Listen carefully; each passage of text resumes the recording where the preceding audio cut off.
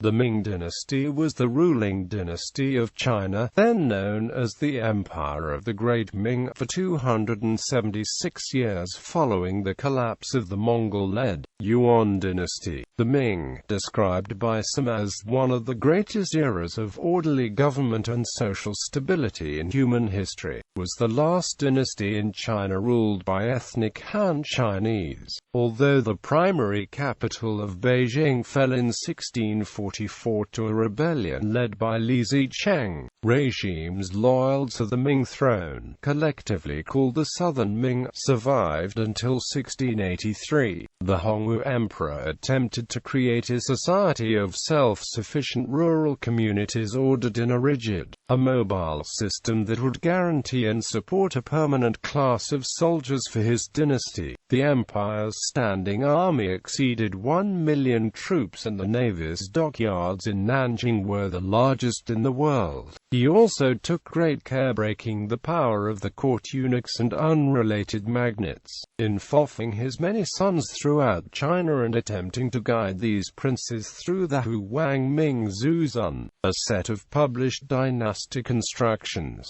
This failed spectacularly when his teenage successor, the Hongwu Emperor, attempted to curtail his uncle's power, prompting the Jing-Yuan campaign, an uprising that placed the Prince of Yan upon the throne as the Mongol Emperor in 1402. The Mongol Emperor established Yan as a secondary capital, and renamed it Beijing, constructed the Forbidden City, and restored the Grand Canal under primacy of the imperial examinations in official appointments. He rewarded his eunuch supporters and employed them as a counterweight against the Confucian scholar bureaucrats. Zheng He led 7 enormous voyages of exploration into the Indian Ocean as far as Arabia and the eastern coasts of Africa. The rise of new emperors and new factions diminished such extravagances. The capture of the Zhang Tong Emperor during the 1449 Tumu crisis ended them completely. The imperial navy was allowed to fall into disrepair while forced labor constructed the Liaodong Palisade and connected and fortified the Great Wall of China into its modern form. Wide-ranging censuses of the entire empire were conducted decennially, but the desire to avoid labor and taxes and the difficulty of storing and reviewing the enormous archives at Nanjing hampered accurate figures. Estimates for the late Ming population vary from 160 to 200 million, but necessary revenues were squeezed out of smaller and smaller numbers of farmers as more disappeared from the official records or donated their lands to tax-exempt eunuchs or temples. Hygiene laws intended to protect the coasts from Japanese pirates instead turned many into smugglers and pirates themselves.